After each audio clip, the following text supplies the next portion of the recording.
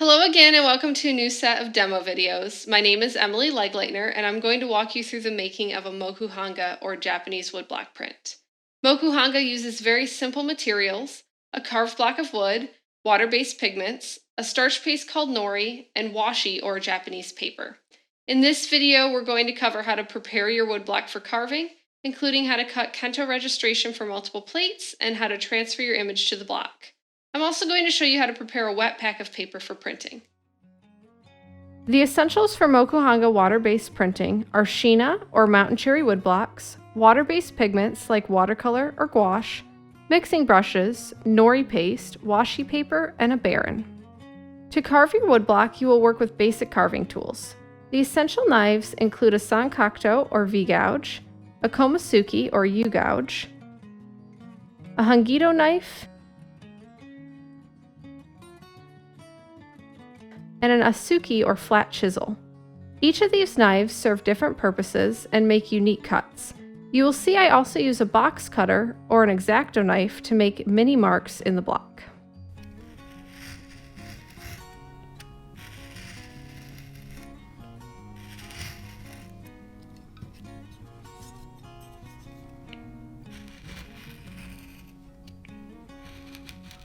The U-gouge can be used to make larger cuts, as you can see here. It is very useful for clearing large areas of the block or making various textures.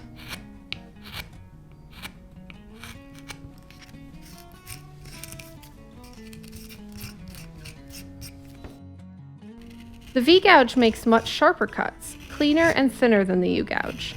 It can be used to cut precise lines or make cross-hatching. Sometimes I also use this knife to trace around larger shapes in the same way that I would use an X-Acto knife.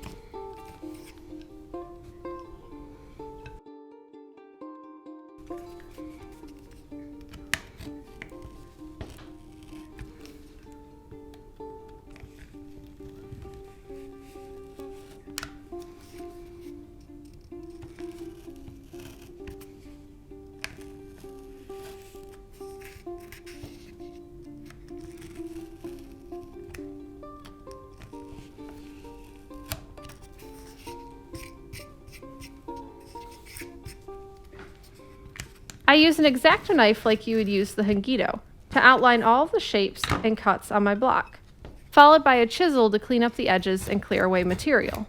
I will give you another example of carving momentarily, but first let's talk about transferring your image to the block. There are several ways to transfer your image to your key plate. The key is often the line work of your image, or the plate from which you will base all other blocks. The first method I'll show you uses carbon paper or graphite paper. Secure your image to your block with a tape hinge and tracing paper over that. The tracing paper will help you keep track of what you've already traced over. Remember that your image will be flipped or mirrored when printed, so orient your image accordingly.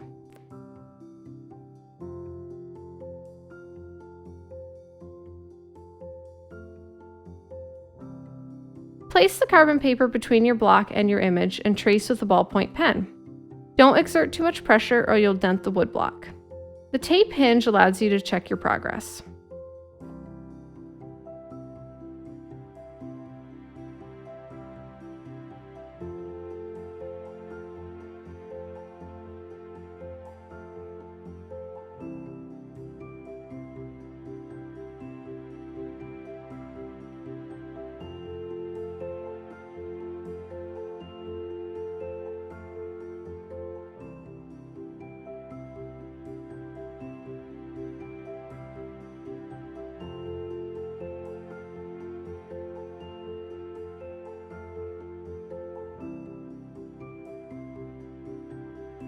Another transfer method, which uses toner and acetone, will allow you to transfer a digital image directly and accurately. This process must be done with a laser printer, not an inkjet. Place your image face down on the block. In this instance, you do not need to flip your image ahead of time. Placing it face down already does so. I like to secure the image on both sides with tape for this method. Wear gloves, and with paper towel, rub acetone on the back of the printed image and follow up with a spoon or something to apply pressure.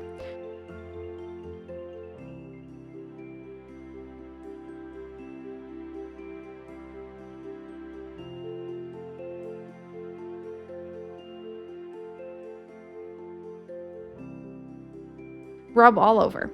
The image should transfer pretty easily.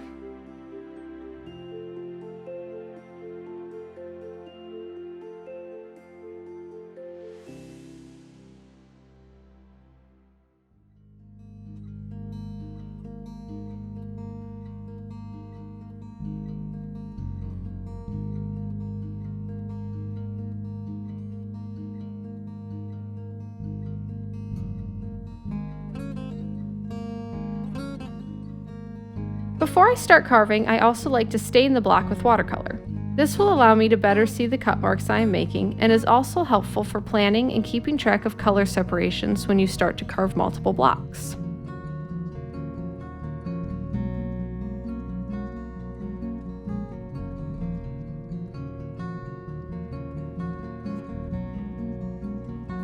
Now we're ready to carve. Sheena plywood is very soft but can hold up to detailed carving and won't warp when wet. I'm using my X-Acto knife here to trace around my shape. Note that I hold the blade at an angle, facing away from the material I intend to leave on the block. You want to make cuts at an angle like this so that the raised part of the block is like a hill, with a slope leading down to the valley of material cut away. This helps to keep the integrity of the uncut material intact. After I have outlined my shape with the knife, I follow along these cuts with a chisel to clear material away and clean up the edges. As you can see, I've switched to a shallow U-gouge to more effectively clear out larger areas of material. Contrary to what might be your instinct, you do not have to cut the block very deep. Shallow cuts are effective and of course less laborious. Moku Hanga printing allows for very selective inking and rubbing, so you can mostly avoid printing the shallow parts that you've carved away. You can use many different knives to cut away the same shapes. Play with each and figure out what works best for you. You should not feel like you are fighting to carve the block. If it is difficult to make a cut, try rotating the block and carving from a different direction. Often the grain of wood influences how it carves away.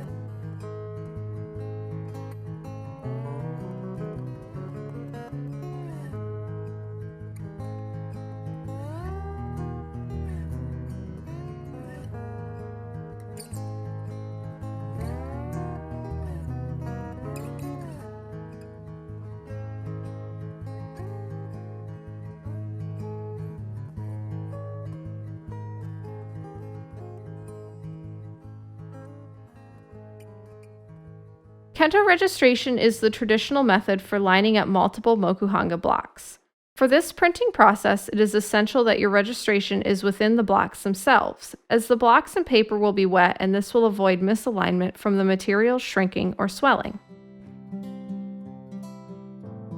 For Kento registration, I will cut a right angle in the top corner of my block and a straight ledge along the edge of my plate.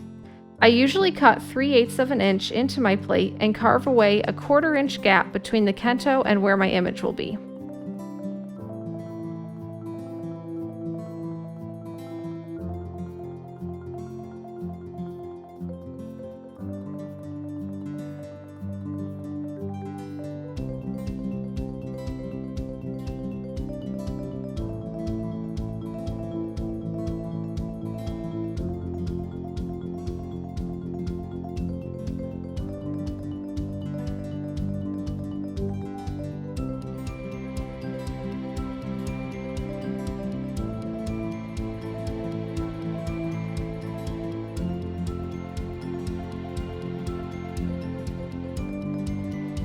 As you can see, I am using an X-Acto and flat chisel to make clean edges and clear away material.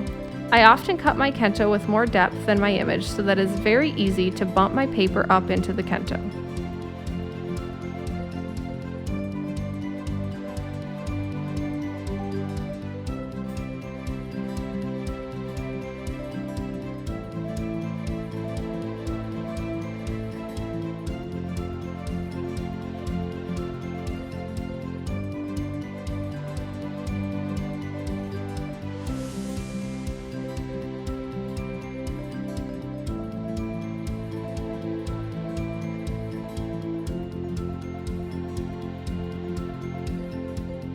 A little trick to smoothing out your cut marks is to use discarded pieces of your box cutter blade to scrape away material.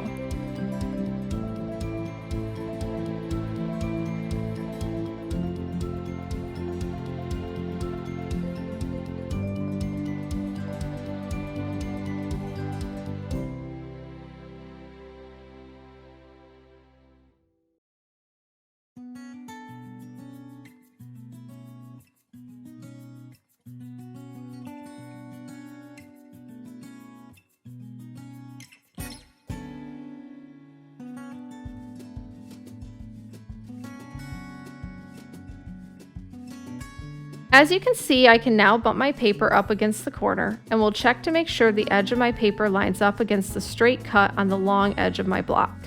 I will cut the same Kento into each of my plates and line my paper up in the same fashion every time. Once we have cut our Kento and key image into the first plate, we can start carving subsequent blocks for multiple colors. To do this, I will show you how to register the next plates for good alignment using a proof of your key image. For this, we'll watch a quick run through of a print being pulled, but I'll go into more detail about this process in another video.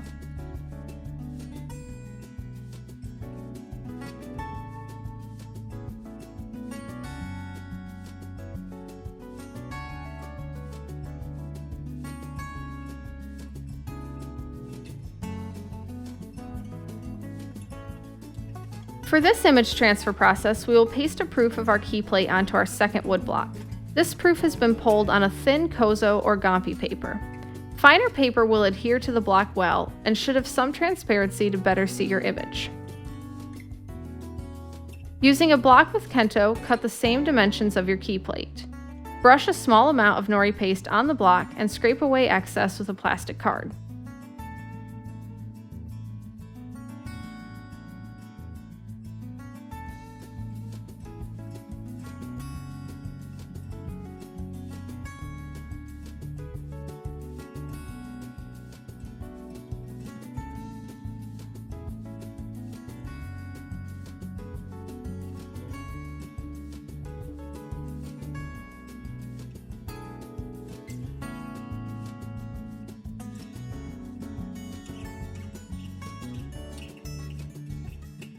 I am making sure to cover the entire plate with Nori and not leave any streaks or clumps that could get trapped under my proof.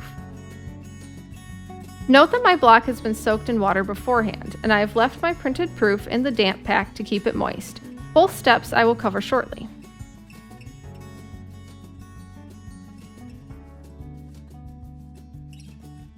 I'll line up my proof with the Kento Registration very carefully and will slowly lower it to the block surface.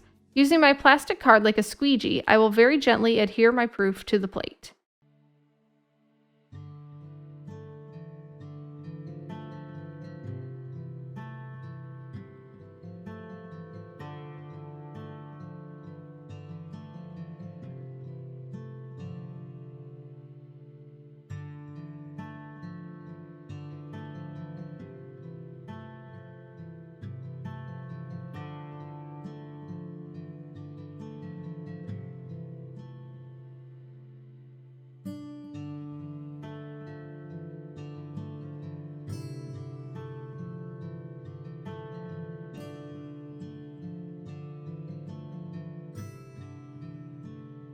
I can leave this sit to dry and my proof will be well secured to the block.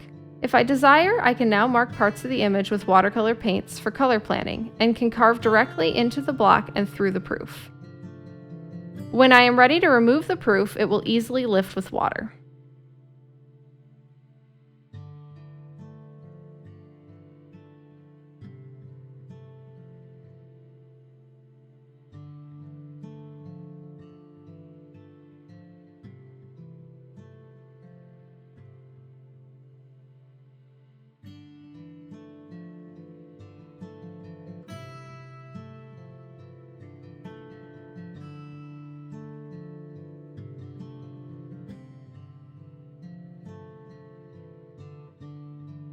When I'm ready to print, I'll prepare a damp pack for my printing paper. This is ideally done the day before printing so that the paper has time to evenly absorb water and settle. Note that printing should be done in the course of a few days to avoid mildew forming on the paper.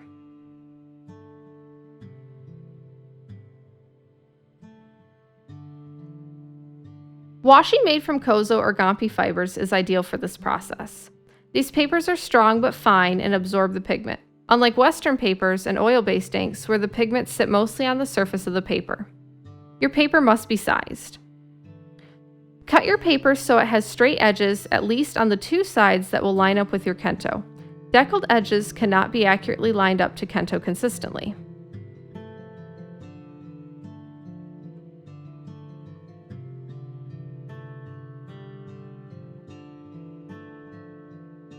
Before dampening my paper, I mark an X on the back side so that I can keep track of the front and back of the paper when wet. Generally speaking, the front of the printing paper will be smoother, while the back will show more texture of the screen on which the paper was formed. I will place each sheet of washi between dampened blotting paper or chipboard or even newsprint. This will help to ensure that the washi evenly absorbs the water. Using a Mitsubaka or water brush, I will brush the water along both sides of the blotting paper and washi. I repeat this motion several times to make sure the paper is flat. However, too much water can be problematic during printing later. All of Moku Hanga printing is about balance and finding the balance between materials and substances, water, pigment, nori, etc.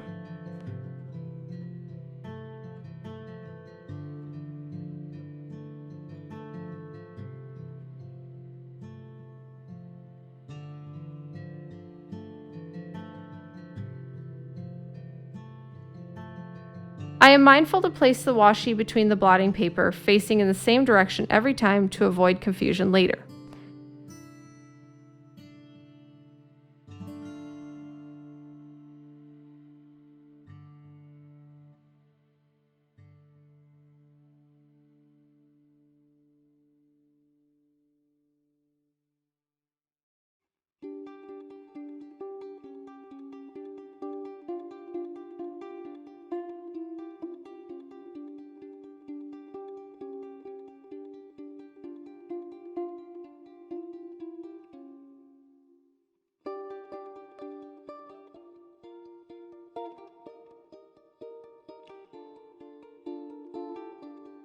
I will wrap my damp pack in plastic to keep the paper moist and will leave it overnight with weight on the top to help evenly distribute the water within the paper.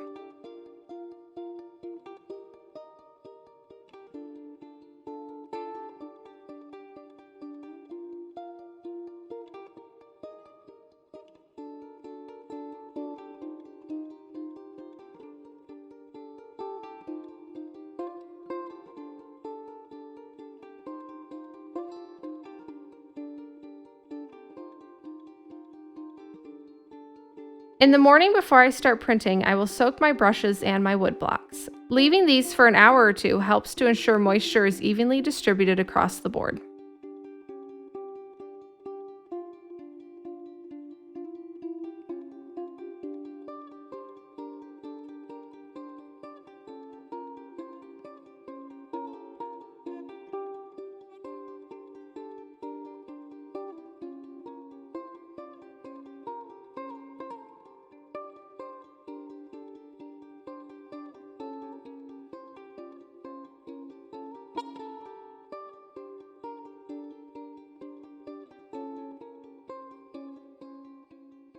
While I'm printing, I like to keep my plates wrapped in a dampened towel so that they retain their moisture throughout the day.